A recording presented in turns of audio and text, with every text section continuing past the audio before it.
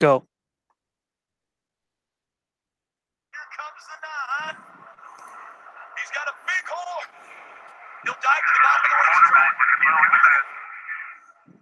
Fineout trying to get by the one. He slides up the racetrack. The one into the wall. William Fineout dives to the bottom of the racetrack. He'll try to clear across. Fineout gets up in front of him. Can he hold on to the position? That pass right there may have been for the championship. Fineout able to get by. Now he has smooth sailing in front of him as he goes to the wall. Here comes Zapper. Zap. Robler gets into the back of the 18. They stay strong. Zapper even touched the wall. What a save by the 18 of Ryan Price and Elliott Sadler. Stuart Haas and the Xfinity Series team looking for their first win. Cole Hester out of 4. He's going to win at Miami. And right behind him, Fineout, the 9-year-old rookie phenom, whose racing career started on a problem computer. Is looking to win the 2017 Tygas, coming out of 4. William Fineout is Xfinity Series champion.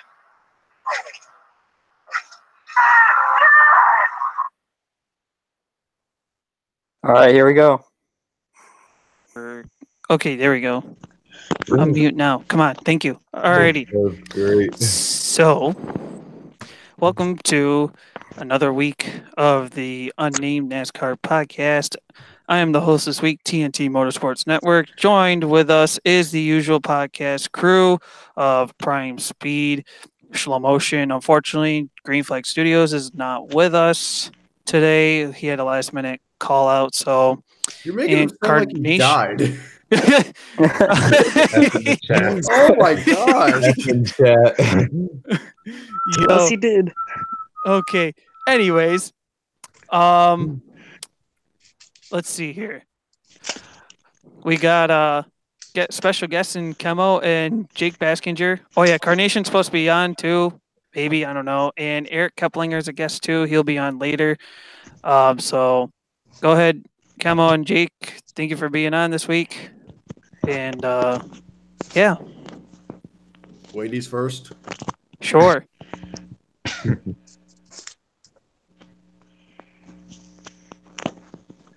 Well, Jake. I'm saying ladies first. Meaning I'm letting you guys go. Well, guests can go first. Yeah. Well, okay. So my name's Jake. You guys know me. Blah blah blah. AAF is gonna go out of business. I'm currently watching hockey right now, and I hate Phoenix. Okay. That was that. All right, Camo? I'm Camo. I'm a Kyle Busch fan. I'm a dirt racing fan and short track racer. So I, unlike Jake, like Phoenix. Yeah, I'm working on a video right now, so that's fun. Boo. Okay. So podcast hosts, people can go. I'll go last. All right, I'll go. I'm Prime Speed. I have 174 subscribers on YouTube. Whoa. And I make a bunch of different NASCAR memes. Follow me on Twitter. Subscribe to me on YouTube. And I don't know. Keep memeing. Shlomo. I'm Slow Motion. I have 214 subs, so, and I make all sorts of videos, anything that has to do with NASCAR and sometimes IndyCar. So yeah, that's it.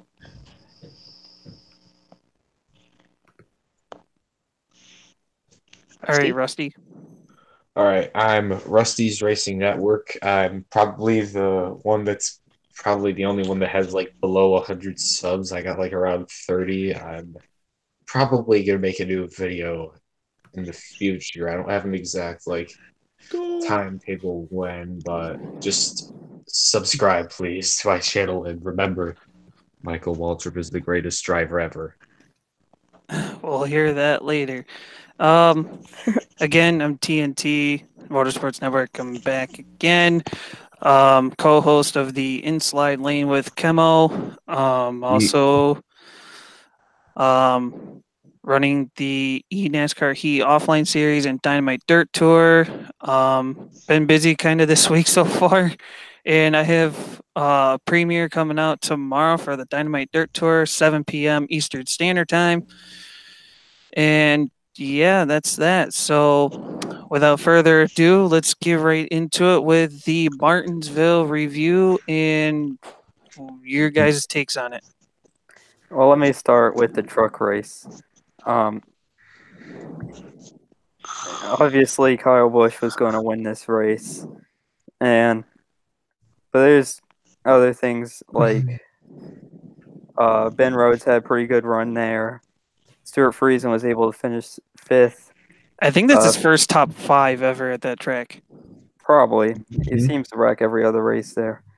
Myatt Snyder, everyone's favorite driver, finished 6th.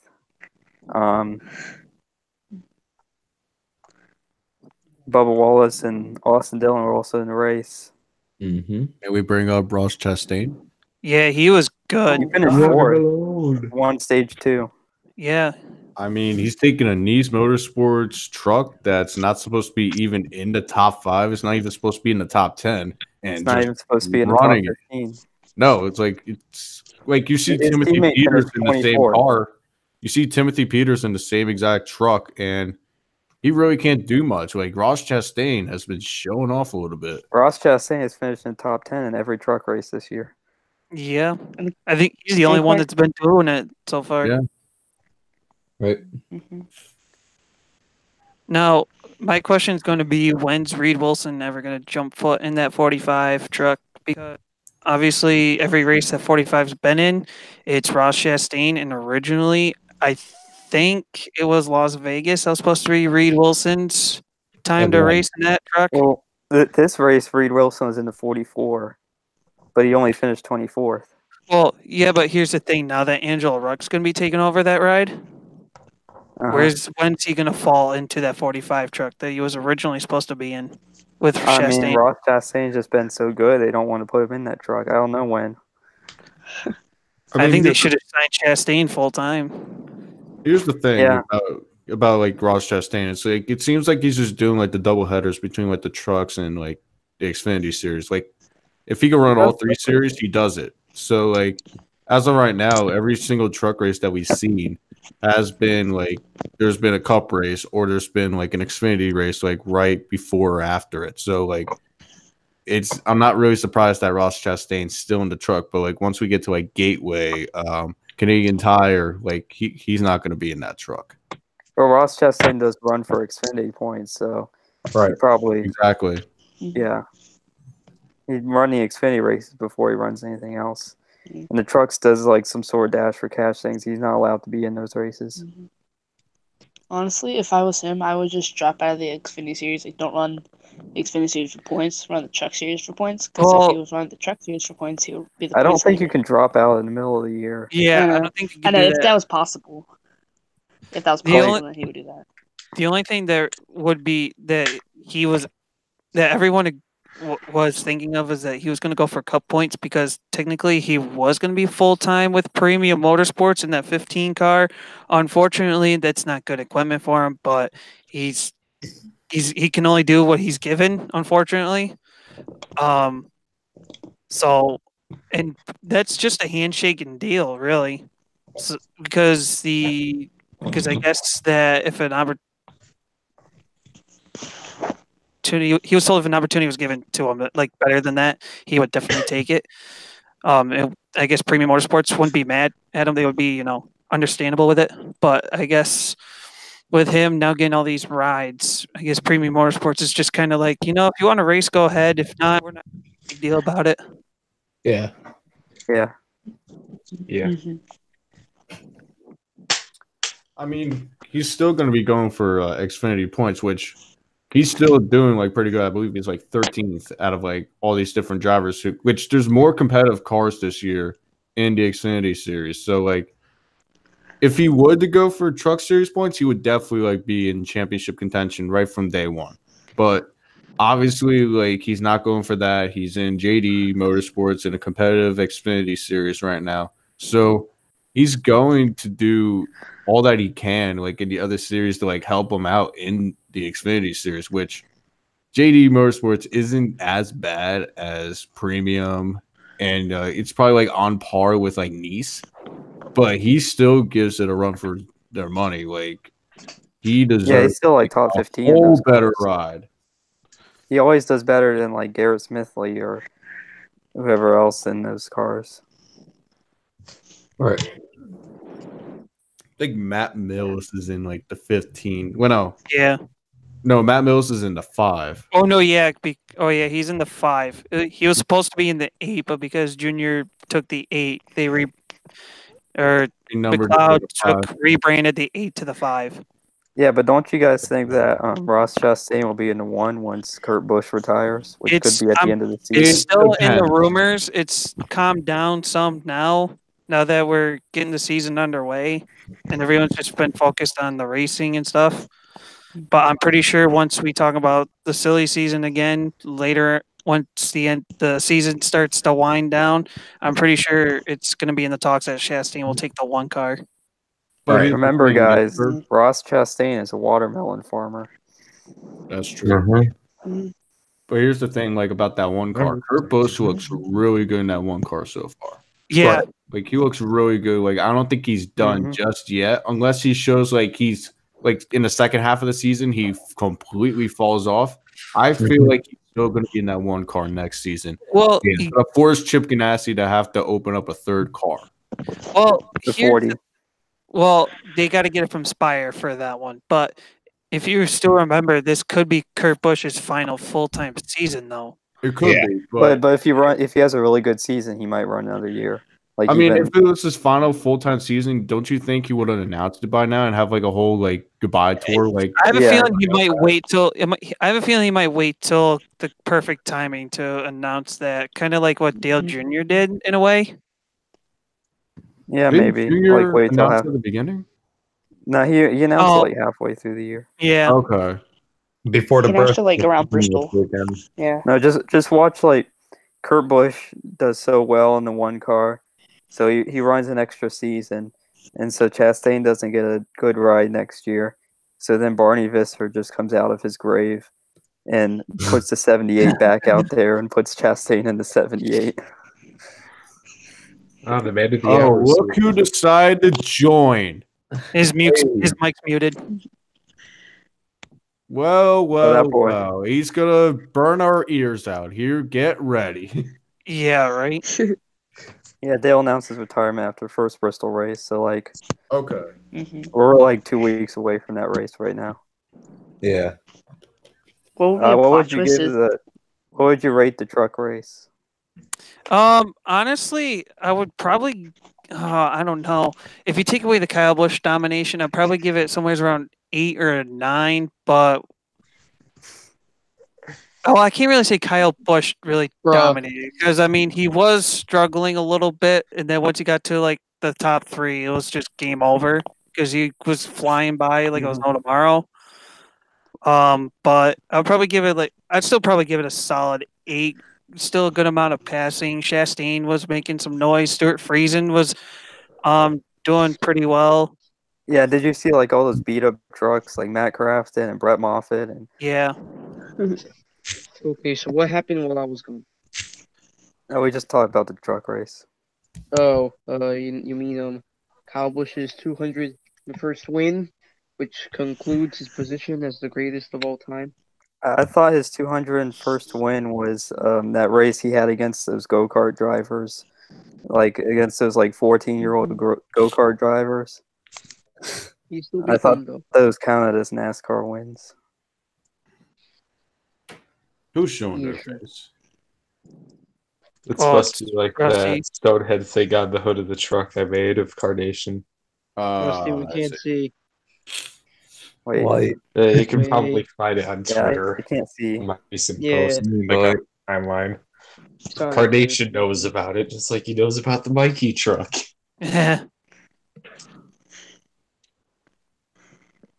Anyway, Oh while yeah, he's one getting, thing Nick Sant just put in here, Thorsport got all 5 trucks in the top 10. yeah, they finished Damn, like really? 6th, 7th, Oh yeah, I saw 8th, that. and 9th, and then they had what's his name, Ben Rhodes finishing 2nd. I'll say Ben Rhodes was up there too for a good amount of that race, so that's why I'm kind of backing off from the Kyle Busch domination. So I really don't think he Yeah, Ben Rhodes dominated would have that won much. this if Kyle Busch didn't race here. Yeah, but Kyle shouldn't race in a lower series because he takes away opportunities for the lower series drivers to be able to win. Here's the problem, though. Xfinity, I could understand, but actually, right now there are some guys that can run with him. They just got to figure out how to, actually beat him at the end. But with the trucks, with him running his team, he can pretty much do whatever he wants. Unfortunately, so Right. Let me just put this analogy. Well, out NASCAR could there for you stop guys. him. Let me put this analogy out there for you guys real quick. Who are the top drivers in the Sprint Cups? Why do they call it the Sprint Cup Series? The Monster Energy NASCAR Cup Series right Exactly. now. Who are the Kyle top Busch, drivers? Brad Keselowski, Joey right now it's Keselowski, Kyle Busch, Joey Logano, and there's also Kevin Harvick, also the and there's drivers Martin that always Truex lose. Jr. What do those guys have in common? They all dominated the Xfinity Series at one point or another. So it shows that going back and racing these races actually help out these guys become like competitive drivers in the top series. That's how come I'm not completely against like drivers going down. Like you can see Austin Dillon, he's improving. That's why I'm against it though, because if it really does improve you that much, then every Cup driver should run down. It gives you an unfair advantage. I'm gonna have to side with Jake actually on this one because I'm gonna say my opinion as to why I'm gonna side with Jake. The reason, at first I didn't like the fact Cup was driving down to the trucks in Xfinity, but if you think about it, I can see it from an Xfinity standpoint instead of a truck standpoint. And if you want to move up to the Cup Series, I would say Cup drivers would have to come down the Xfinity Series and give them, a run for their money because that's kind of like a step down from the Cup Series. Like you got to step up to perform in the Cup Series if you want good rides. And think of like all the young guys that came up or are coming out through the Xfinity Series to the Cup Series. You had William Byron, Eric Jones, Cole Custer, Christopher Bell, Chase Elliott. All of them at one point beat Kyle Busch. Right. Yeah, and have they really done anything in the Cup Series? Because they haven't had that experience of how to win. Because Kyle Busch and all them just take away all the wins from them. Yeah, but they've been rushed up to the Cup Series. I feel like because the owners are like, oh look, he can beat Kyle Busch. Let's just put him in Cup. I personally be in there. That's why Kyle Busch shouldn't be in there. I personally feel like I think I might be wrong. You guys might think I'm, being stupid on something, but I kind of feel like Ryan Blaney and Chase Elliott were not rushed. However, I do feel like Suarez and Byron were for sure. Right. Yeah. Well, Edwards was retiring. Yeah, but it was still the point being, though. Eric Jones was kind of rushed in the Cup as well because he already went up to like just as good of a ride as Joe Gibbs Racing when he moved up to front. And that Jones boy was rushed up. Matt Kenseth still had a couple of good years in him. You did. And plus, not to mention, I feel like Alex Bowman, like he shouldn't be in the 88. That's just my opinion because here's the thing. He didn't run at all before he entered into that 88 car. He had that entire season off except for Charlotte in the Xfinity Series, which and he was in like Chastain level equipment. Exactly. So he shouldn't have gone straight up to the 88 car right after Dale Earnhardt. Yeah, but the reason why Hendrick signed him to that ride is because remember when Junior was out with the injury, Bowman was his filler. Yeah. So I think that connection was already there. But I mean, you should at least let him race in the Xfinity Series for like a year. But think about what Ross Chastain is going to do in Cup. He has so much experience now from all 3 series for like the last 2 years. Yeah. Once he gets up into like either like Chip Ganassi or like whatever team like wants to sign him, like they could completely like neglect Christopher Bell from going into the 11 car, and they could put Ross Chastain right in there. I don't know if that would actually happen, but it could. Right.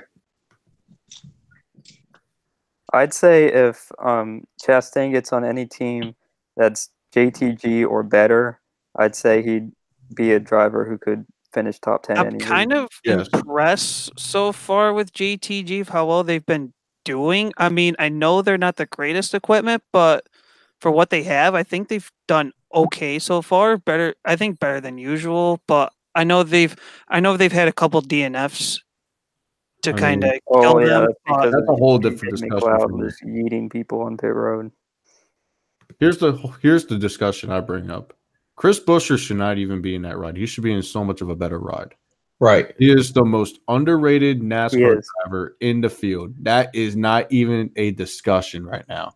He is the most underrated Cup Series driver, I should say, because you could count Ross Chastain as the most underrated driver in NASCAR in itself. He's the most underrated Cup Series driver right now. Mm-hmm. He deserves, like, he was supposed to go out to Roush, but they decided to pick Trevor Bayne. That was dumb. That was so dumb. Yeah, that was dumb. And at the same time, he was kind of rushed up too because he won the championship and he went straight into a cup ride. But at the same time, he was with the lower team, so he could have developed. Like, he's developed so much. Like, you can see that. Well, what's his name? Chris Buescher did something really hard to do, and he was able to win a championship in the 60 car. Yeah, exactly. Yeah. That dreaded 60 car. Oh, God. It's gone now. Yeah. Insert crab rave. In a way, I mean, I'm kind of glad the 60 car is gone in Xfinity, but I kind of wish it was there so that, since Roush is kind of, I guess you could say, in rebuild mode, I guess you can say. I kind of wish they, had like some kind of a developing driver so that, like, say for instance, Ryan Newman, like, say he retires after this year or something like that, they have a driver waiting in the system, or I don't know. That's what I personally think, but right. Mm-hmm. I mean, I would just like to see the 60 car come back because the meme video I made about the 60 car is almost at 1,000 views, so I can make another one of those. 60 car is gone. All right. Let's talk about the cup race at Martinsville. Yeah. Keselowski. That's all it was. Well, I was kind of surprised to hear that he actually said Chase Elliott he felt like Chase Elliott had some he thought at times Chase Elliott had the better car than him. Right. Well, Chase Elliott got like that new line with like 3 to go and almost won the race. Some people say he choked away the race, but I'm not 100% sure if it's true or not. I can't really say anything. He didn't choke that race. Brock Keselowski just dominated. Chase had a chance, but he needed a little bit more time. Brock Keselowski, he had the most dominant car that day. Chase could have beat him. Start to finish. Chase Elliott could have ran him down, but I don't think he could have. Uh-huh. I didn't really get to watch the race. I was trying to keep up with it when I could on like Twitter and stuff, unfortunately. So yeah, while I was watching, I was just like, Chase, do something. Chase, do something. No? I think everybody was, to be honest, because I don't think anybody wanted to see Brad Keselowski like completely dominate a race. Well, I would have to ask you something. Would you consider Hendrick Motorsports right now as like a lower equipment team? Not lower equipment, just underwhelming equipment. Just like medium tier equipment. Like, well, I think they still have good equipment, but it's just they haven't made like as much advances as Penske, Joe Gibbs, and Stuart Haas has. They haven't made as much advances. I mean, they're being outrun by Chip Ganassi right now. Like, they're supposed to be the top Chevy team. They're supposed to be the team that has the top like Chevy supporting. So what is going on there? Yeah, I mean, Ty Dillon passed him this weekend. That's all I have to say about that. But why would like Chase Elliott be so good in that equipment? I mean, it I shows think- potential. I think they're seeing it as, okay, Johnson's kind of at the late end of his career because he's pretty much done it all now that he's a 7-time champ. Let's try to see if we can get another driver to kind of be the face of Hendrick Motorsports. So they kind of said, oh, hey, let's do Chase Elliott. He's a household name. Let's go for it. Right. I'll say this right now: if Chase Elliott wants to show his true potential, he has to leave Hendricks. Mm-hmm. Just plain and simple. Like move over to like Stuart Haas, move over to like Joe Gibbs. Like he needs out of Hendricks because Honestly, if you think about like what team, since I know we were talking about like drivers being rushed up and stuff, but I think if we want to talk about like team wise, who's probably got it best between rushing drivers or not rushing drivers, I kind of feel like you either Penske or Stuart Haas. I'm debating on the two of them is probably the best system that they have. You know, keep your developing drivers in the lower series until not only A, but B, you as a team owner feel like they are 100% ready for that level. Here's the thing about Stuart Haas. You got to remember they had Danica Patrick. They tried developing Danica Patrick. I think they've learned from that mistake. So I They don't think they're learned going from to do that that. mistake. That's what Ever since Danica left, they've been like the best team in Yeah, they got NASCAR. Albaroli now. But they've had Cole Custer and Xfinity car for a long time. I mean, Right. Chase Briscoe's been there now for a couple years.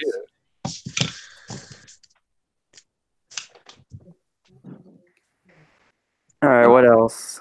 I think that's it for Martinsville, is it? do we move on to the schedule changes? I Oh, boy. guess we can do the schedule if you guys want to move on with that.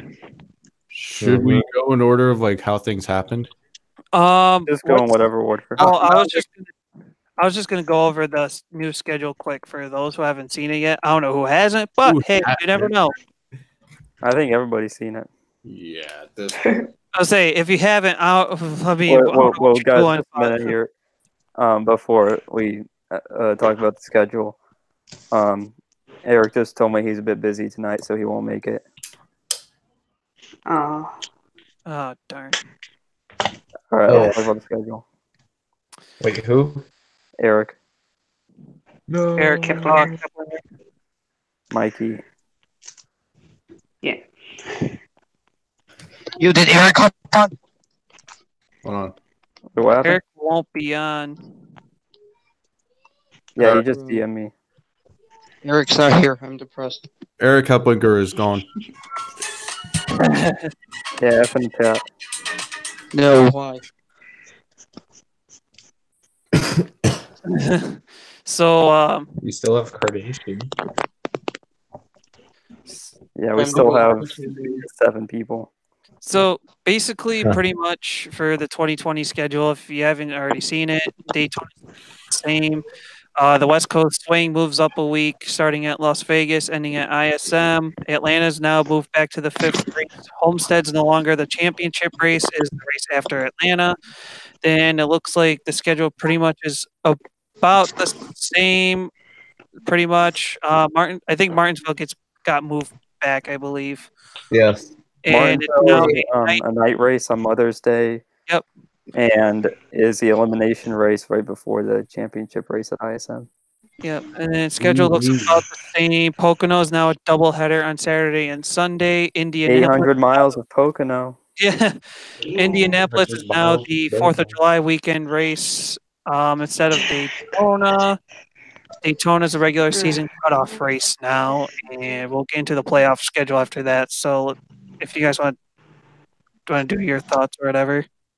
Everything about the schedule is amazing except for the fact they have to move Daytona and Indianapolis, in my opinion. Exactly. Indianapolis is actually a pretty good cutoff track.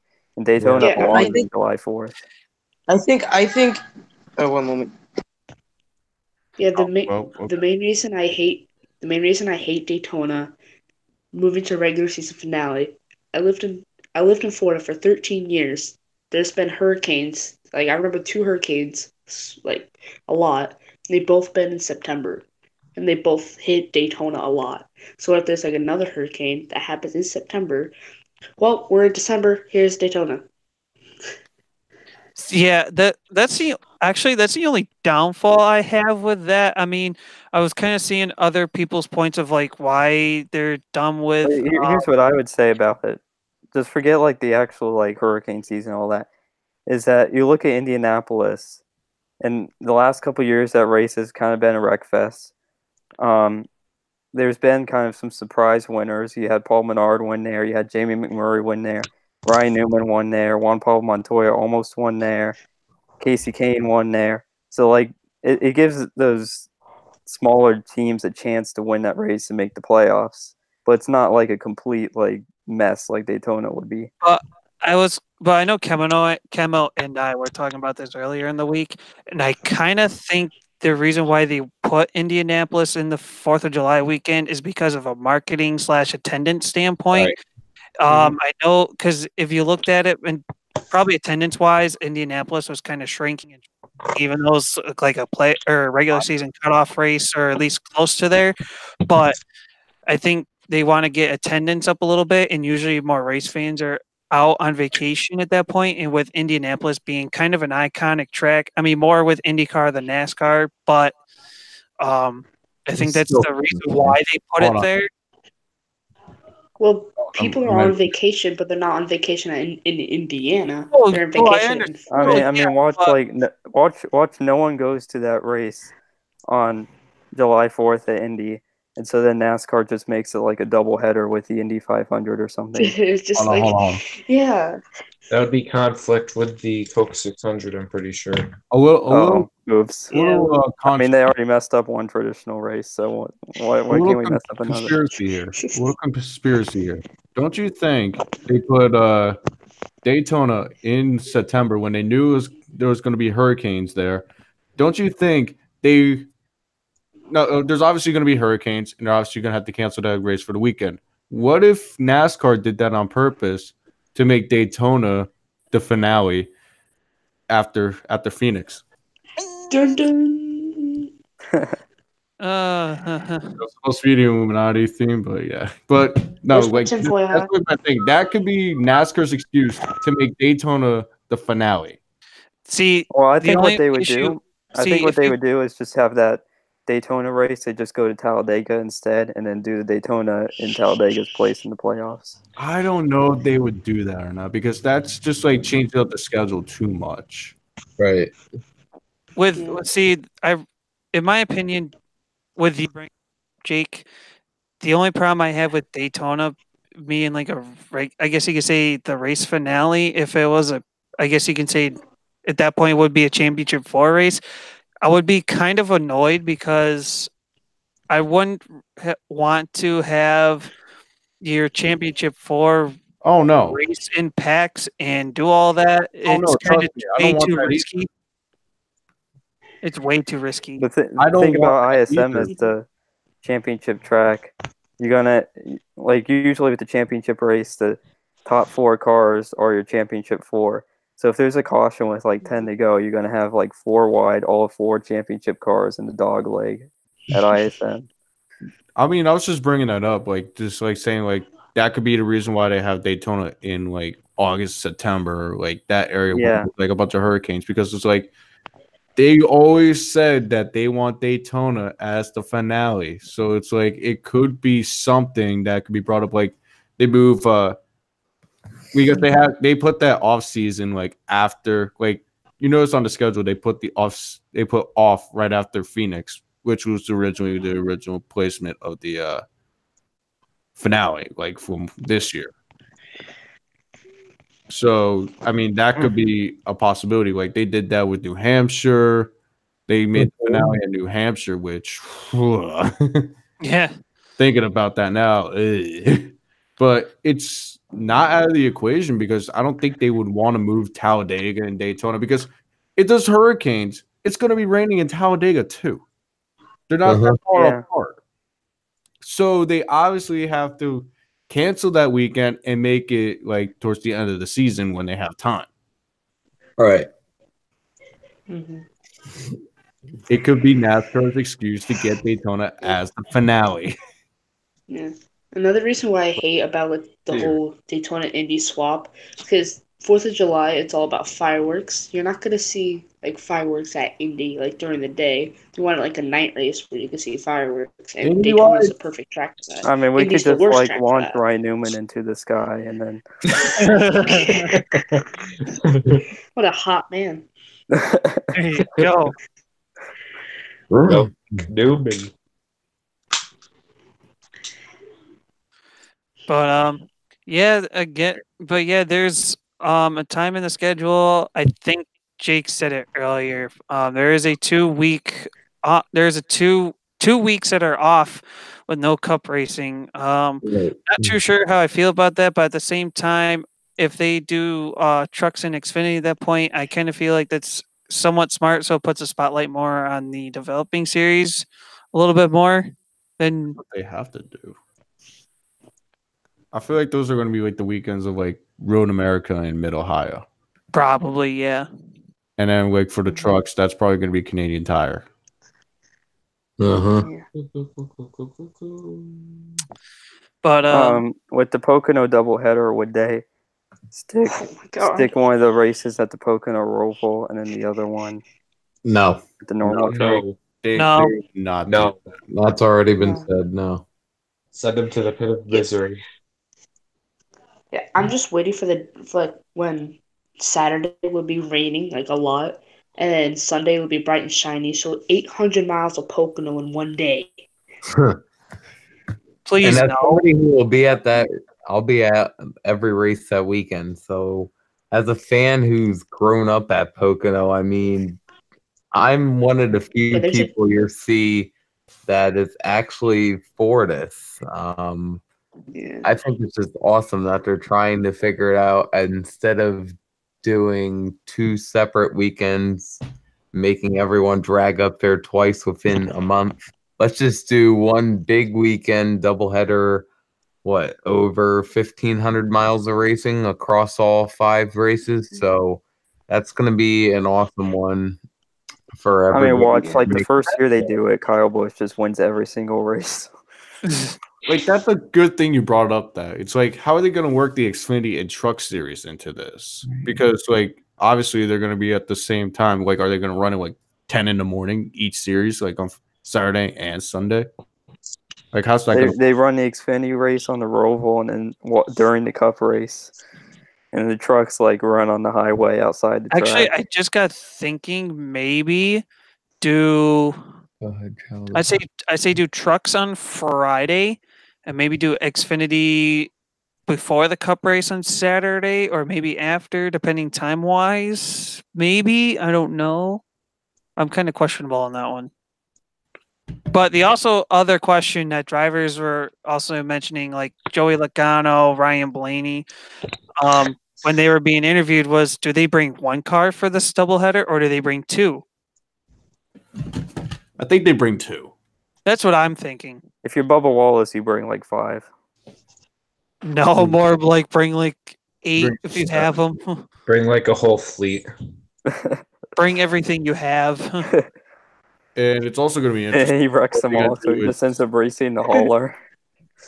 It's also going to be interesting. It's like, what are they going to do a sponsorship for that race as well? Like, are they going to have like one Yeah. sponsor 2 races, or like they're going to have like different sponsors, and even the cars? Like, are they going to have like, one car where they actually like sponsor? Like, we'll take Kyle Larson as an example. One car McDonald's, one car Credit One. Oh yeah, you can think about it that way. But I know for the Yeah, I race think- themselves, currently at the moment, the first race header is unsponsored, but the second one's Gander RV. So Right.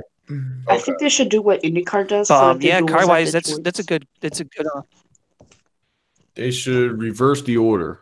Make Rick Ware start on the pole each time. Oh god, Oh, don't just God. walk on pit road.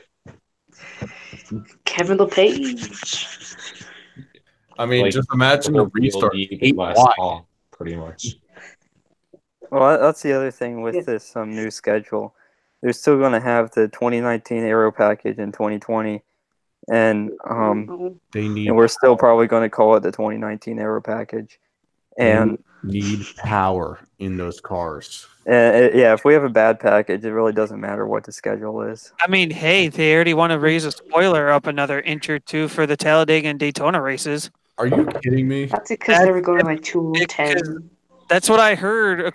I guess when I was watching a little bit of the NASCAR Weekly podcast, what was it, last night or Yeah, whatever? they're going to raise it up. Yeah. I guess they said that they heard reports or something that they want to raise the spoiler up an inch or two for these two races to slow them down even more. I mean, I just want to see with like the regular aero package. Like, are they going to be running like 210 like they usually have? Like, I was just gonna like, are they going to have pack racing? Or are they going to have just like regular racing like we see on like speedways in general? Well, I know Keselowski. I remember him saying I actually read an article I just randomly found one day. I guess he said something about maybe in those tracks there might be some tandem driving, maybe not like pack racing, but maybe like tandem driving where like two or maybe three cars are, working together. That might happen, or I'm not sure. We'll find out, I guess, but who knows? I mean, we already know that Mikey is going to win. Of course. All right. So I forgot I had stream mods open. I just had a new subscriber. Right back. So the playoff schedule, first round of 16 is Darlington, Richmond, Bristol. Round of 12 is Vegas, Talladega, and Roval at Charlotte. Then the round of 8 is Kansas, Texas, and Martinsville, with ISM being the new championship floor track. I'll tell you this: the entire playoffs is actually good. Like, I actually like that. Like the first section are all short tracks in general, like all short like driver tracks. Right. So it brings out whoever's the true driver into the true drivers into the round of 12, and then you end off on the Roval. That was exciting last year. Hey, it's a cutoff race this time around. It was a cutoff race last year too. It was a cutoff Oh race. yeah, it was back in the 16. So now it's up to 12. So it brings the suspicion even more. Yeah, and then like the final round, you end off at Martinsville. Like, that's a driver's track as well. That actually, I think, is a very smart move, because if you have the same drama from last year between Truex and Logano, it bring that into Homestead. Imagine if that happened last year. Ooh, yes. Yeah. Oof. So I think that was actually smart on their part for them doing that. All right. Yeah. I think the only reason it's bad about with the playoffs is like ISM, but other than that, like they got with the elimination races, Bristol, Roval, and Martinsville. Those are like the three best tracks to have an elimination race. Yeah. Well, I feel like this playoffs is a bit more of a survival round. You've got like Bristol as an elimination race. You've got that round with the Roval and Talladega. Round of 8's going to be maybe a little bit more survival. And if like a Stenhouse type driver could make it, it might be a little bit easier for them to make it to the. Yeah. Or make it to like through a couple rounds. I think round of 8's going to be a little bit chilled between Kansas and Texas, but once Martinsville hits, it's game on at that point for sure. Tracks are definitely going to be making who's going to be fighting to get into the playoffs and who's going to have to like pull Danny Hamlin on Chase Elliott in Martinsville. Like, that's going to be exciting. Yeah.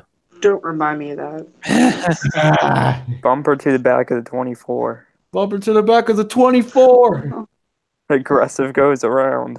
His career started on a computer. Side job.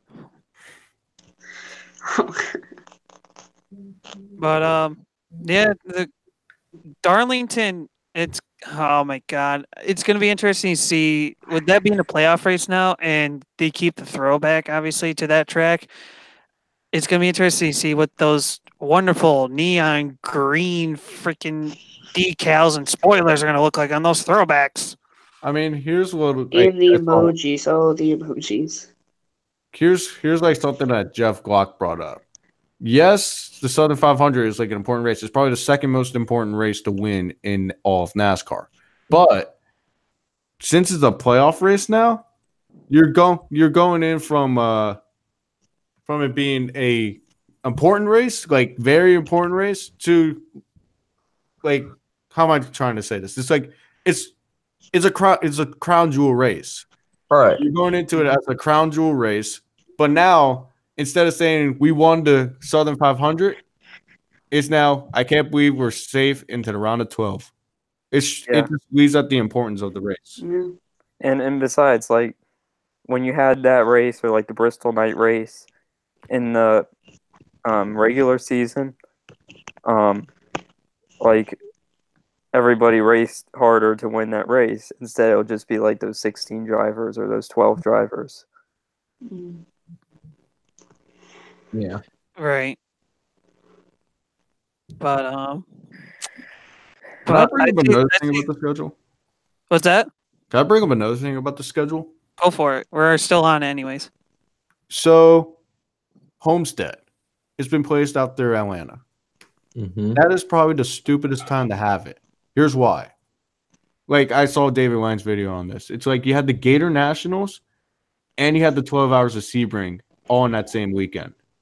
Homestead is supposed to be like a track where like you're supposed to fill in the stand. It doesn't have like that many like seats, so like you're expected to fill up those stands. Nobody's going to be going to Homestead anymore. Everybody's going to be going up to Sebring to party. Everybody's going to go to see the Gator Nationals. Nobody's going to go to Homestead. That's probably the stupidest point to put it at. And if you ask me, I believe Homestead should have been after Daytona. I actually agree because it being multi-groove track always provide great racing, especially with it being a championship race with this, especially with this playoff format. So I mean, why not? Well, I mean, Yeah. on the flip side of what you said, I think it may be like a good thing because the 12 Hours of Sebring, it goes like in the morning Saturday to like the evening Saturday. So when they're done with Sebring, while they're in Florida, they can just drive down to Homestead. And the Gator Nationals, they're probably not that many people are going to go to the NHRA race because it's not that important compared to the other two. So. Oh, what was I gonna say?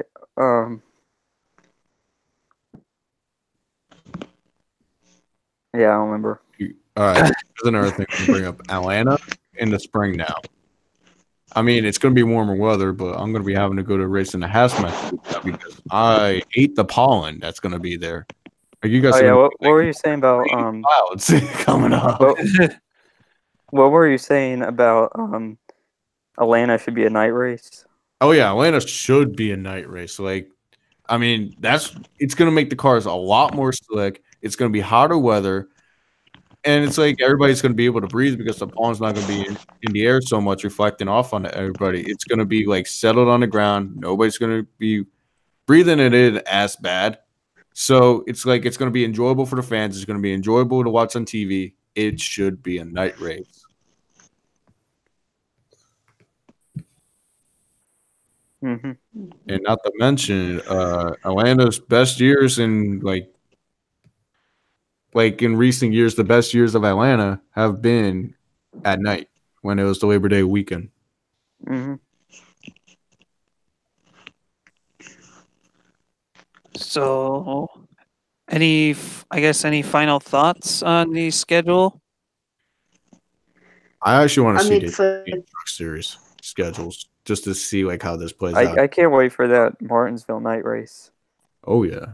Oh yeah, that's definitely going to be there. Now, obviously, obviously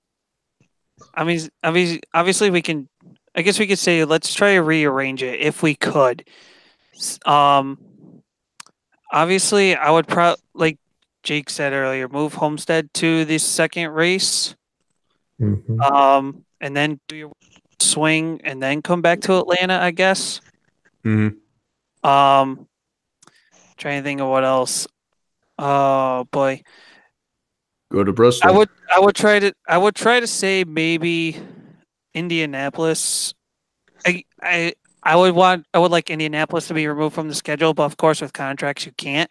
So I guess if Daytona had to be the regular season finale, I guess you can say right there would be good as far as like marketing side if you want to look at it that way. But really, I would just switch those two back if anything. Right. But I don't know what else to really switch though. If you had The to. cutoff race, Watkins Glen.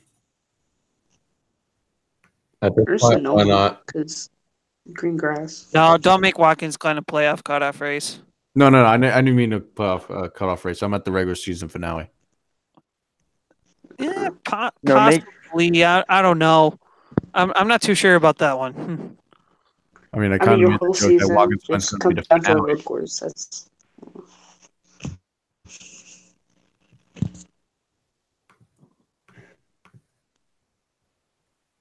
All right, and then here, just like we see the schedule right now, we see it in 2020. What do you guys think are the changes going to be in 2021? Well, I think Because that's when we get new tracks. yeah. yeah.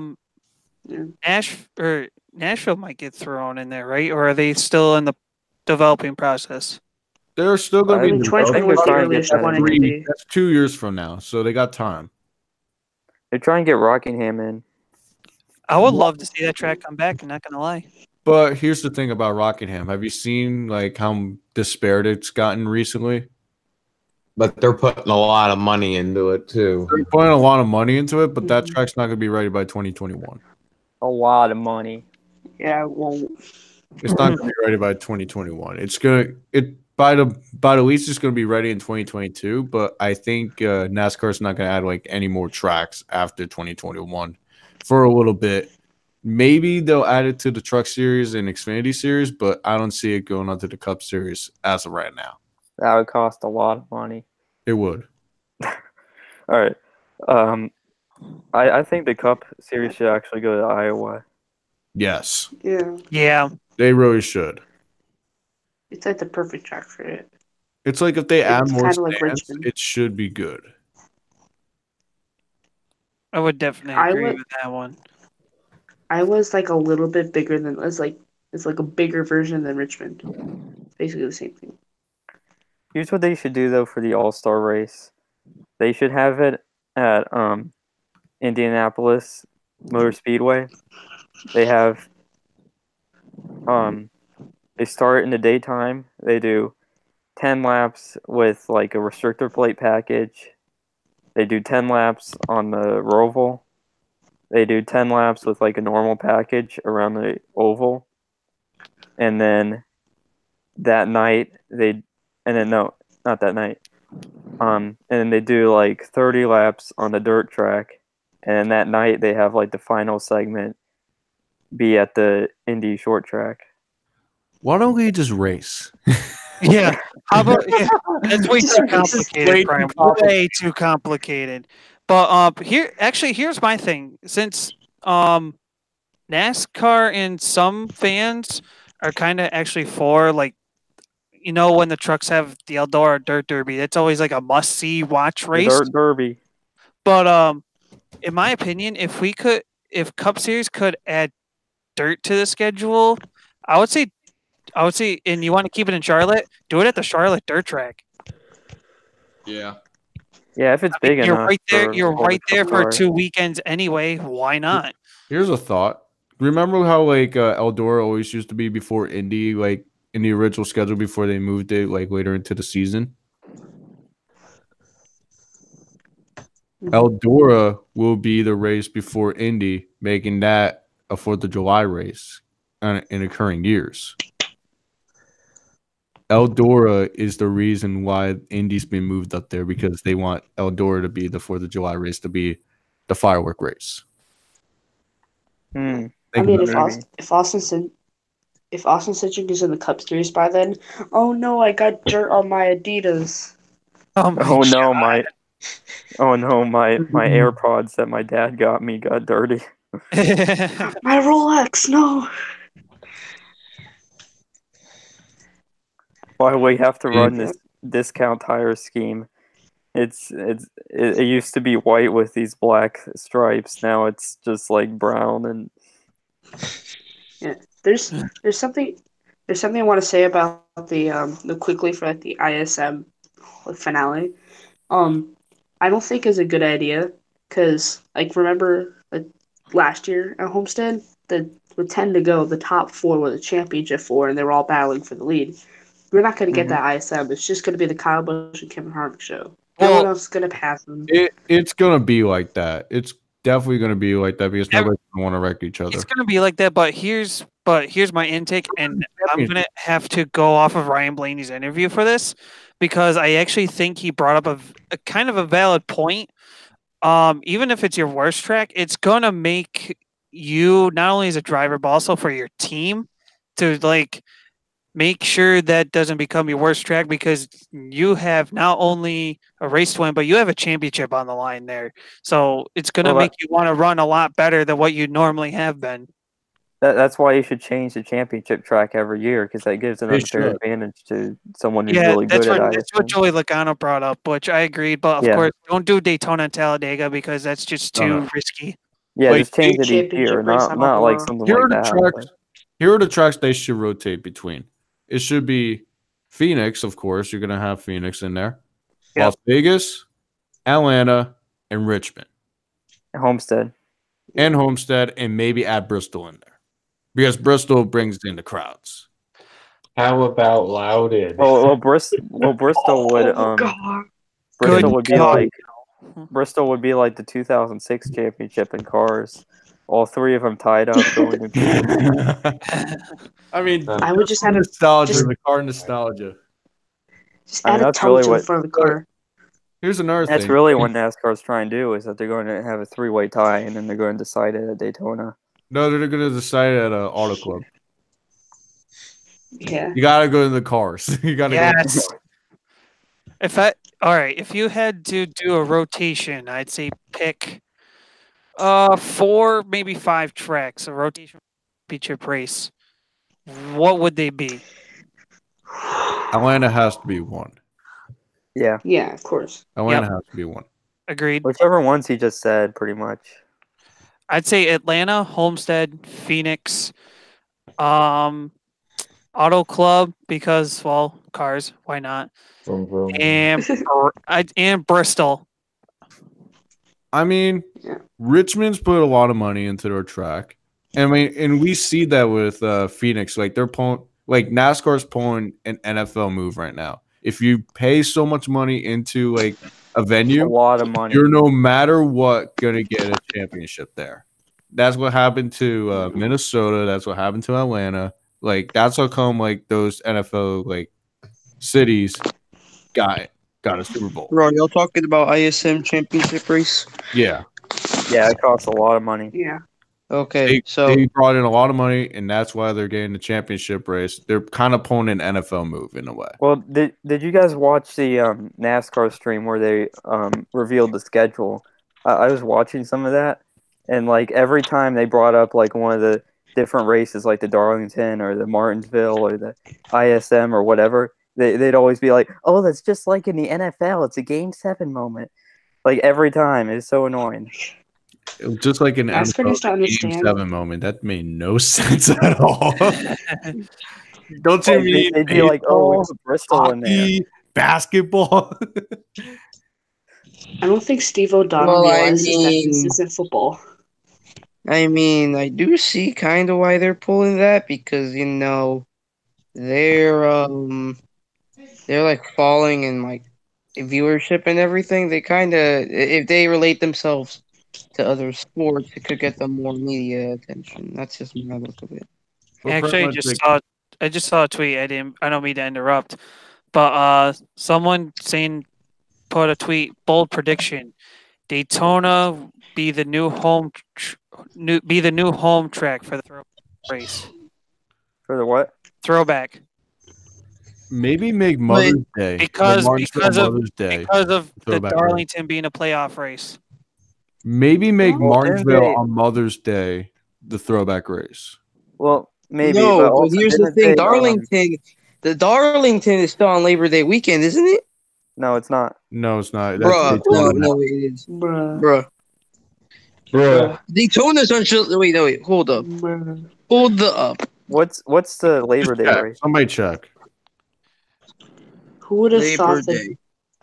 Who would have seen It's the day September 5 the years ago? 2nd. I think you're might be right because the schedule's been moved up a week because of Pocono. Who would have Wait, seen hold the up, day? hold up. Which actually, that might be why they. Hold up. Jesus. Okay, I'm wait. bringing up another thought here. All right, here's what I'm bringing up. You see the 2 off weeks that we have. What if those are 2 new tracks that are going to be added next year? Fairgrounds in Rockingham. I don't think Rockingham. I think it'll be Iowa more before Rockingham. Iowa. Yeah, I think Rockingham's going to be more near the end of the schedule. I don't even think Rockingham's going to be on the schedule till maybe 2025. That's what I'm saying. If What? I NASCAR feel still like around. they need From what I to heard, run the track a little bit because it's going to be they're going to have to replace the pavement, they're going to have to replace the stands, they're going to have to replace everything at that track before What they do get you mean the pavement, bruh? the pavement has grass coming up through it. The stands have trees. They just have to repave it. They're gonna repave it. That They're looks fancy though. It's fine. Oh Yeah, my- like who doesn't want a tree through their stands? Who doesn't want to sit on a tree? Here's the thing: if they're gonna Who rebuild, doesn't want to build a tree house and sit on a tree? if they're Someone gonna, Let answer Jake me. talk. if Let they're Jake talk. going We to need more trees. Rockingham, they're gonna have to make it sort of like what they did with Phoenix, innovate it, make it futuristic. They're gonna make that track like Mercedes-Benz of NASCAR. They're gonna make that track. Wait a minute. What if? Okay, this is a thought. But if they're gonna put this much money into Rockingham, I think something special is gonna happen there. Boom! Championship race confirmed. ISM 2. I Respect to the think foil it's hat. gonna have to go onto the. I think they got Truck Series schedule before it enters into the Cup Series. I mean, I still think they got to put like trees in the seats at Rockingham, and maybe even like put some grandstands that are just all rocks because I mean, Bruh. what if Make the logo the Moai statue. like for all we know, the money that can be going into Rockingham is to completely destroy Rockingham and build a whole new track there. That's all we know. Like we don't know what they're doing. But why would they be trying to like hype it up? It wouldn't make sense if they just destroy the track. I think If they're they gonna fix hyped it up. they They're would gonna put rebuild the $700 into it. I mean, you think about the NFL stadiums, you think about MLB stadiums, like they all hyped up a new stadium. I think they're hyping up Rockingham to either completely renovate it like crazy and get racing back there by 2025 or just completely rebuild a new track. would they Imagine turn Rockingham into Bristol too? Maybe. I don't. Imagine- Bro, what if they reconfigure Rockingham into Kentucky too? Speedway. Into what? Oh no. Imagine. So they I just think. go completely- Okay, here's my opinion. I think there's gonna be a hell of a lot of money put into the rebuilding of the place. It's gonna be It's gonna be kind of like an ISM renovation, but No, for sure. instead of being in the middle of the damn desert, it's gonna be in the middle of Rockingham. Anyways, It's in gonna North be in the Carolina. middle of rocks. Yes. They need to build like a bunch of. No, they already have a bunch of rocks around there with like the drivers' names on them, right? And anyways, but I think it's better. They just renovate what they have. The track is. I think it just needs a little bit of a repave. We bring racing back there with like 40,000 stands by 2028. Yeah, because that's like the size of the crowds these days, I think right? Did you mean 40,000 people or 40,000 stands? 40,000 people. Oh, Imagine they gonna just get go other full reasons 50 to to get NASCAR. That's all I'm saying. I think they need to prove that the track belongs. They could probably go up to 50,000 before people. they add it to the Cup Series. There is Imagine no they way they're just getting go- 50,000 people for Rockingham. IndyCar maybe, but I don't think NASCAR can do that. When would IndyCar Imagine go to they- Rockingham? That'd be cool. I mean, if they rebuild the track just for if they rebuild the track to fit IndyCar and NASCAR, that would work. Bruh, IndyCar and NASCAR both host their championship races at Rockingham, and it's a doubleheader. They would not. Yeah, I just here's saved, what I I just say. saved both motorsports. They I would just not saved end both IndyCar on their motorsports. oval Thank you. anymore. Here's what would be a big meme about that. What if 40,000 people that were there were all just named stands? So then that's a bunch of stands there. Imagine you're they all just standing. go- I think okay. Look, I'm gonna be honest here. I think it can bring a 70,000 person crowd on its first reopening, if it ever opens up again. But It's gonna second race is open gonna up be like again, I'm sure. 45,000. The next one's gonna be like 30,000. It's gonna stay like 30,000 for a But while. if we have a good package and the rest of the schedule is good and NASCAR is coming back, Rockingham won't have a problem being packed.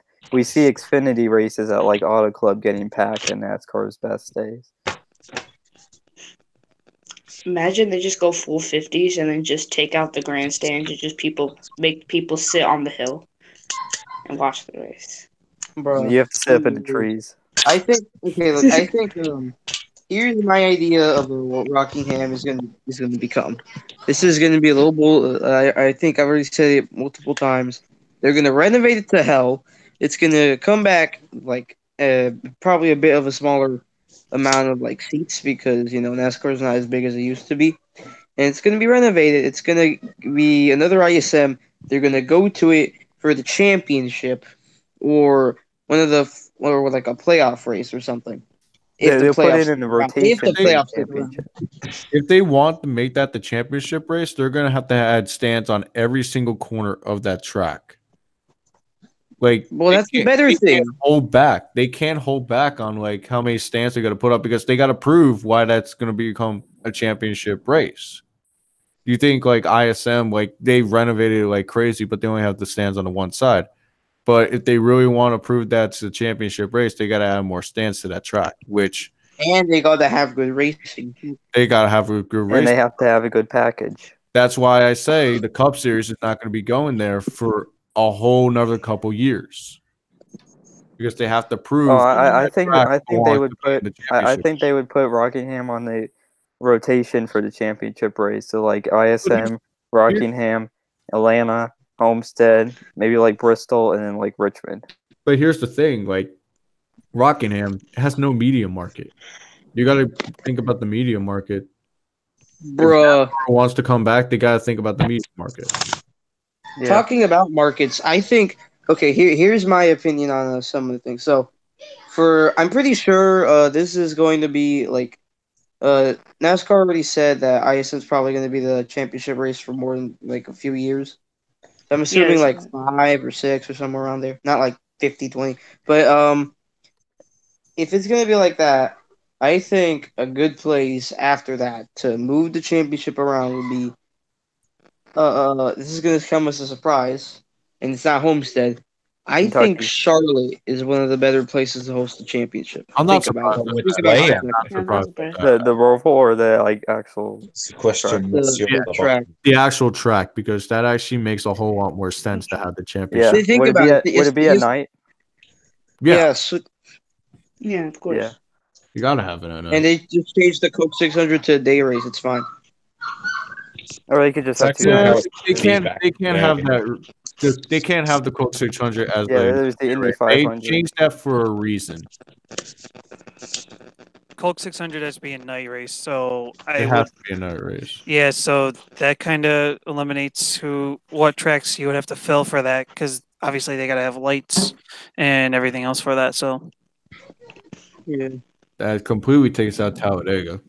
No, not Yeah. Talladega. Anybody Yeah, wants can to we Anything with Talladega. Look, I think these are some good markets to go to. hey, Charlotte it could be because Daytona. it's big over there.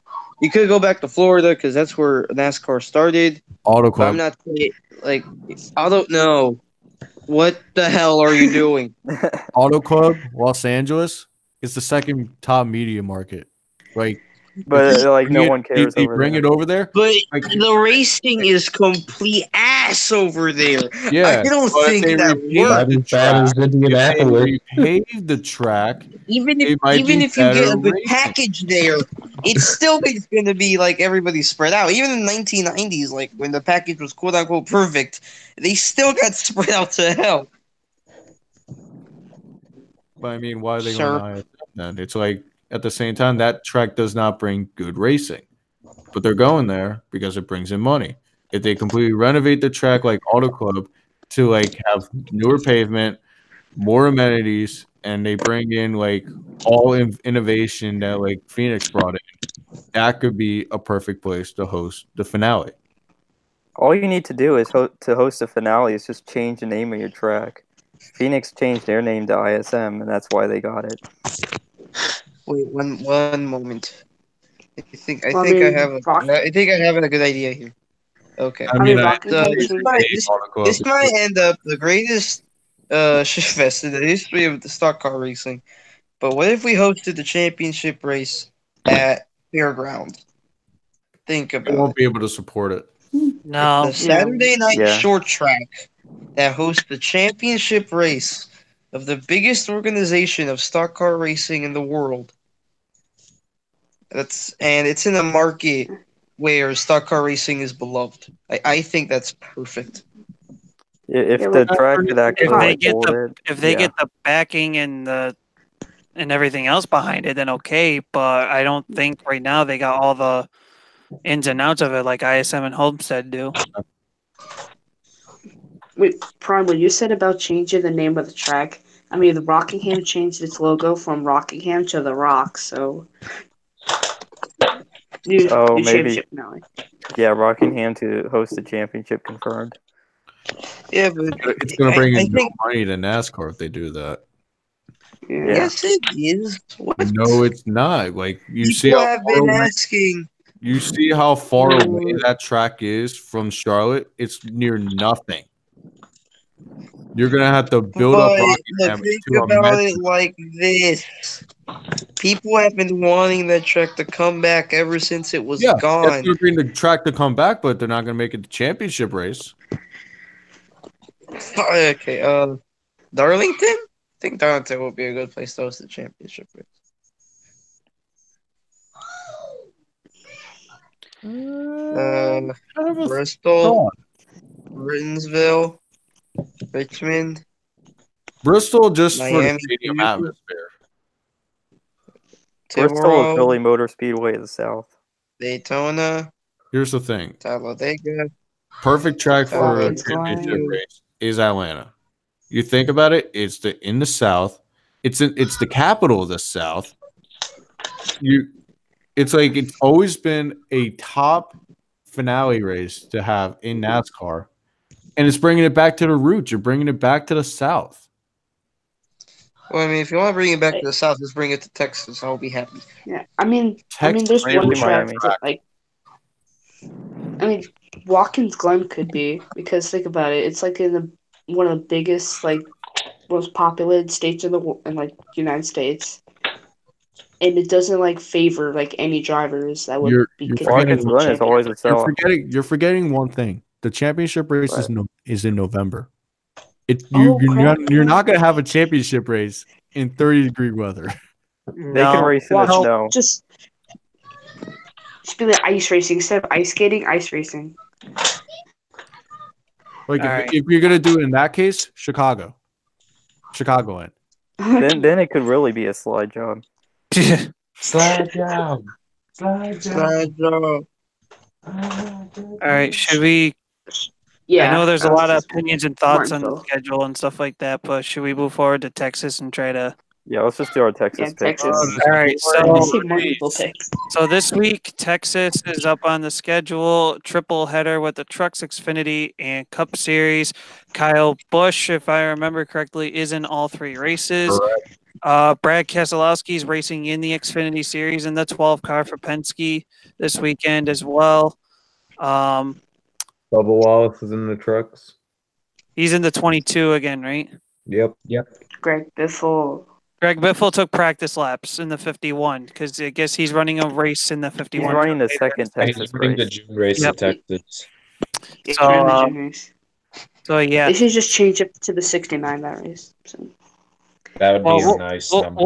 we'll see what happens with that. But anyways, as usual for the predictions, we do three winning picks and an underdog for the Cup Series, Xfinity, and Trucks. You can do the same if you want to, as long as you have at least one winner and one underdog for those two series, because sometimes it can be kind of hard with that. But anyways, guests panel, you can go first between Kemo and Jake. Emma, you want to go? All right, yeah, I'll go. So for the trucks, I'm going to be watching, obviously, Kyle Busch going for 4 in a row in the start of a weekend sweep. Then I'm going to be looking to Mr. Freeze, Stuart Friesen in the 52, pole sitter at this race a year ago. Always fast at Texas, finished second, so he might be able to break through, beat the Candyman, and get his first win. Johnny Sauter leads the fourth court charge, and those trucks are always strong, so I'm going to be looking for that 13 to have a damn good run tomorrow night. And as an underdog pick, I'm going to go with the 20 of Spencer Boyd. That's a pretty big underdog. Yeah. Very interesting choice. All right, so we're just starting off in the truck series right now. Motorsports has been getting better and better progressively, and he's getting closer and closer to victory lane. Now, I'm not going to home in and say Ross Chastain, because even though he isn't an East Motorsports truck, I really don't consider Ross Chastain an underdog anymore, no matter what he drives, unless it's the Premium Motorsports Cup car, because he is just that good. But Ross Chastain could shake it up. In the Xfinity Series, I'm going to be watching Kyle Busch again, going for his first in the Xfinity Series season. I didn't even know he's in the Xfinity race. Yep. But the way I look at that series with him, when you put him in that Supra, he's pretty much unstoppable unless his pit crew messes him up like Auto Club. But other than that, that 18 is going to be strong. I'm also going to be watching the 12 of Brad Keselowski, another Cup Series leech. But hey, there's a reason he made it to the Cup Series. Brad Keselowski is always a threat every time he's driving those cars. And then a third pick, Christopher Bell. Great on the mile and a half. He won Atlanta, and he might break through and win Texas. And for an underdog returning to the Xfinity Series this week, I'm going to go Kaz Grala. Ooh, He's going to be in the number 2. One of the New Englanders. Right. Yeah. New England. And Cup Series. And then in the Cup Series, my main pick is obviously going to be the defending race winner, Kyle Busch. He's my driver, and I think he might just be able to sweep the weekend. Then the second driver I'm going to be watching is the strongest competition to Kyle this season, Joey Logano and his teammate Brad Keselowski. So those are my 3 main picks. And that's underdog, I believe I'm going to be riding Ryan Preece. He can always perform well at these tracks, so I think he might be able to get it done. Yeah, Connecticut. All right, so Jake, your turn. Hold on, I just before I start off, Ross Chastain's in the ride this week, right? Yes. All 3 Okay. series. So what I'm gonna do here is of course I would pick Kyle Busch to win everything. I'm gonna try to pick Kyle Busch if he doesn't win everything. I'm gonna be on unbiased, just push Kyle Busch out of the way, make sure he breaks his legs again and doesn't race this weekend. That's pretty much what I'm gonna go after. So here's what I'm gonna do. Greg Biffle's gonna 69 to get the truck. My pick to win the Truck Series race, Ross Chastain. I feel like he can win it. I feel like this track brings out a lot of underdogs. If you guys remember when Timothy Peters flipped in the number 99 car, Chase Briscoe the driver who was in 10th at that time, Austin Wayne Self. that truck we've seen with Bubba Wallace cannot compete. So I'm saying Ross Chastain is going to win this race. He had a chance at Las Vegas. He's gonna be coming out on top. As for my upset pick, I'm gonna pick Sheldon Creed. Like we've seen some sparks out of him. He's been looking all right throughout the season. Like he was running up there in the front at Martinsville. I feel like he needs to break out sooner or later. It took him some time to work up in the ARCA series as well, and he ended up winning that championship. This is around the time like when like drivers who like show off their talent. I feel like Sheldon Creed is going to show off a lot here. Xfinity Series now. All right. My pick to win the race here is going to be like I'm going to stick with like one team here. Winner of the race, Cole Custard. Upset pick, Chase Briscoe. We have not seen much out of Chase Briscoe, but let me start with Cole Custard first. Cole Custard really shows that he could race. He really shows like he won Texas last year he won Texas last year. I feel like he could pull it off again. He's shown a lot of talent. He's my pick for the championship this year. He can pull it off. I feel like he can win this race. As for Chase Briscoe, we haven't seen much out of him so far. We need to see a lot more. He has not been able to compete with Cole Custer this whole season, and he needs to start showing off. I feel like this is the race that he starts to break through and win and come out with the win. For Cup Series, I'm going to pick somebody that's going to be surprising, a little bit surprising, Chase Elliott. I feel like Chase Elliott could come out. What are you laughing at? It's actually not a bad pick. It's not a bad pick at all. Like No, it's not. Because Chase Elliott has shown that he can race. Chase Elliott has shown that he can do some stuff. And here's the thing, Texas is going to bring some unpredictability with this new package because of the two different turns. So nobody's going to be like coming out through like the field, like zooming through the field. It's going to be like whoever's going to be able to qualify. And Chase Elliott's shown that he could qualify. So I feel like Chase Elliott can win this race. Underdog pick. It's going to be my underdog pick for every week.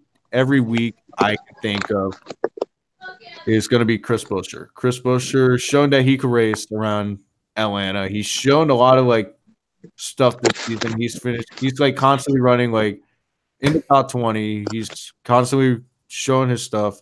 I feel like he's can pull off like something and be my underdog pick. I feel like as an underdog pick, a top 10. Mm-hmm. Mm-hmm. All right, I'm gonna quick interrupt, guys. My battery's dying, so I'm just gonna sign off for tonight and get ready for bed. So, thank you guys for having me on. Subscribe to my channel. Follow me on Twitter at Camo Cup Series. I'll have full coverage for this weekend's Texas triple header, hopefully out tomorrow. So stay tuned for that. TNT and I will have a special episode of the Inside Lane coming later next week. The announcement of that'll come soon, but thanks, guys, for having me on tonight, and hopefully I can come on again soon. Too. All right, see ya. Thank you. Yep. All right, so we'll go back to Texas predictions. We did our guests, so podcast panel. Of course, I will be last as the host. So podcast panel, you guys can go from there. All right, let's just let's just try to get done a little bit quicker here because my battery's kind of slowly killing itself. Yeah. But So I'll just give for Xfinity and trucks a prediction and an underdog, and then for the Cup race I'll give 3 picks and underdog. So prediction for trucks and Xfinity would be Kyle Busch for me, and prediction for Cup would be Ryan Blaney, Kyle Busch, and Harvick. My underdog for Cup would be Alex Bowman. My underdog for Xfinity would be John Hunter Nemechek. My underdog for trucks would be I would say Grannon Finger. I mean, Ryan Blaney is a really good pick for this track. Yeah. Like, whenever this track got repaved, he dominated that race in that 21 car. So that's not a bad pick at all. All right, next on the panel. Yeah, I'll do it. Okay. Go ahead. Okay, so I guess I'll take this one. So here is my pick for all three races. So I believe the truck race will be won by Johnny Sauter. For me, it's a bit, it's a bit odd since he hasn't been as good as last year, this year, but I think we can see some. I think he could pull through. Maybe past Kyle Busch. Now, if we're considering Kyle Busch, he's practically my pick to win the truck race. But I want to go a bit off here, so I'm still going to say Johnny Sauter for the truck race. Xfinity race. To me, I think it's going to be Christopher Bell. He's really good at these 1.5 milers, and if he can get past Kyle Busch, I think he can hold him off. And if not him, then Cole Custer, same thing. If he gets past Kyle Busch, I think he can hold him off too. Going to the Cup race, I think I'm gonna actually be at the track for the Xfinity and Cup race, so I'll see if this works out. But I think Matt Benedetto is gonna win. I'm kidding. I think that Lightning McQueen. no, I think I believe that the winner is gonna be a Hendrick Bobby driver Labonte. who is gonna be a Hendrick driver who is Dale also Earnhardt not Jr. Hendrick. I say it's going to be uh a Kyle Busch. Okay. Yeah. Uh, if he can just get that thing right, I think he can go ahead and win Texas Spring for the second time in a row, and hopefully the package gives us a decent show from what we haven't seen. But either way, I'm pretty sure I'm just gonna like the race because I'm gonna be there in person, watching the cars go in circles, vroom vroom noises. So I think I'm gonna be happy with whatever product comes out of it, no matter how good or bad or acceptable or how many laps Kyle Busch leads. I think I'm gonna enjoy it. All right. Yes.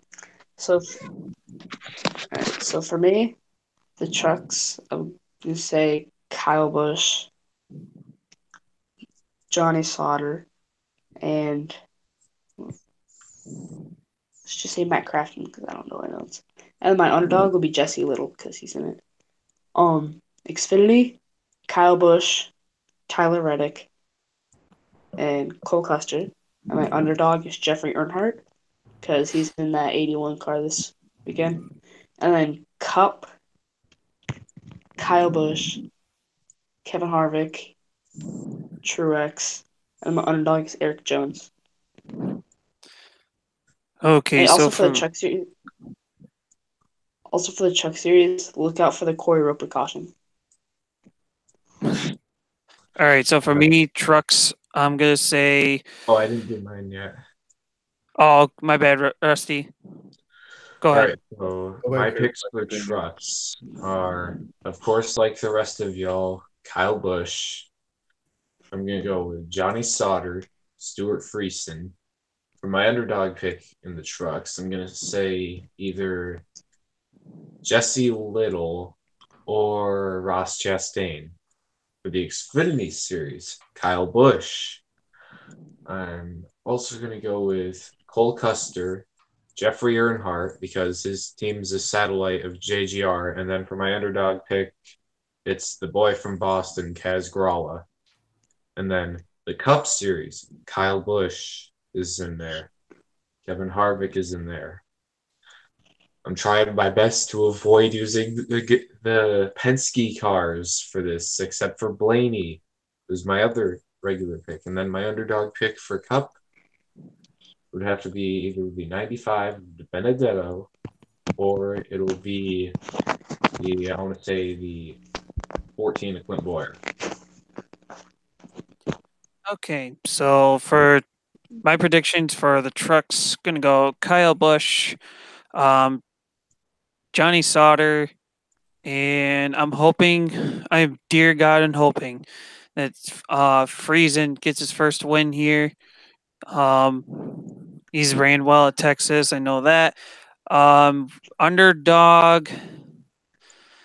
Boy, I'm trying to think. He's performed well so far, and I'm kind of surprised no one said him. I'm gonna go Harrison Burton. For Xfinity, I'm going Kyle Busch, Brad Keselowski, and Cole Custer with underdog of oh shoot. I don't think he's won a race at Texas. Correct me if I'm wrong. Justin Allgaier. I don't think he has. No. Yeah, I don't think he has, but I'm gonna go with him. For an underdog in Xfinity, and it's odd to say that, really, to be honest. But Because your underdog pick's not Tommy Joe Martins. for the Cup, I'm gonna go. Hate to say Kyle Busch again, God, but yeah, I'm gonna say him. I know some people said Kevin Harvick, but I'm gonna play if he can do what he did in 2017 and actually get a win out of this. Martin Truex Jr. is going to be my second winning pick. And I guess I can join in on the Kevin Harvick fray for the third winning pick but I might actually give that to Chase Elliott. So actually, my three winning picks: Kyle Busch, Truex, and Chase Elliott. Underdog, and oh shoot, underdog. Trying to think.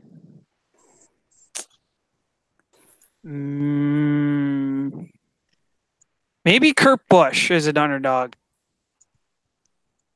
I can see it.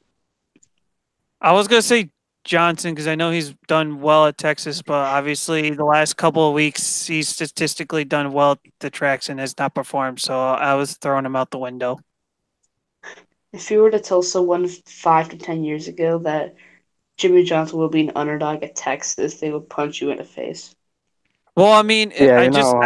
actually just looked up the stats here just recently. Johnson in 31 starts at Texas, 7 wins, 15 top fives, 21 top tens with 1 pole, and has led for 1,052 laps, and actually has the second best average finish amongst active Cup drivers with a 9.8.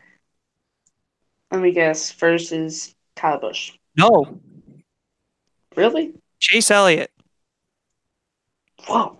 7.2 in 6 starts, 2 top fives, 5 top tens, no poles or wins, has only led for 9 laps. Wow. Damn. I mean, we should call him William Clyde Elliott because that's his actual name. Oh yes, I remember that. That was like the Oh best part. god. Last week was just us finding out the middle names of like each of the drivers. Rochelle Deacon. Rochelle. All right, are we done? Yeah. I do believe so. So yeah. All right, bye, people. All right, guys. Thanks for tuning in. Thank you, Kemo and Jake Baskinger, for coming on as guests this week. We'll be back next week for sure. Prime Speed, Rusty, Shalom Ocean. Hopefully, GMS is back. Thanks for Carnation for joining us again as a regular podcast panel. For once. Carnation just said in the chat here, Stonehead. Yeah. So yeah, thanks for tuning in, guys. We'll be back next week. We'll make an announcement of whose channel will be on. I don't remember who we said, but we'll announce that on Twitter and go from there. And of course, the links to everyone's channels for Twitter and YouTube I did put Eric's in there. I know he didn't make it this for tonight, but Eric Keplinger's Twitter and YouTube is in there. So again, follow us, subscribe to us. Obviously, myself, I didn't put my YouTube link in there, but that's for obvious reasons because we're on my channel. So, also, subscribe to the channel for the UnNamed NASCAR podcast. oh yeah, I did. Yeah. Oh, that link will be up on Twitter. I forgot to put that in here. So, Yeah, just post on Twitter. yeah. Thanks to everyone for tuning in and listening to all this, and we'll see you next week.